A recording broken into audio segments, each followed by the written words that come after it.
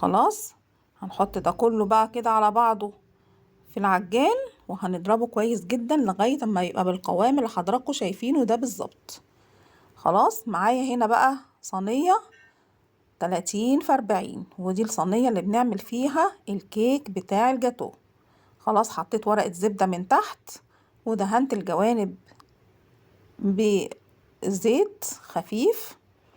خلاص وثبت برضو ورقة الزبدة بزيت خفيف من تحت، وحطينا فيها الكيك. خلاص هكون طبعا الفرن ساخن مسبقا على درجة حرارة 180، هحطه في الفرن. خلاص هتاخد قد ايه في الفرن؟ هتاخد تقريبا ربع ساعة. خلاص والكيك بتاع الجاتو او بتاع التورتات يا جماعة مش بيهش في الفرن، هو بيهش في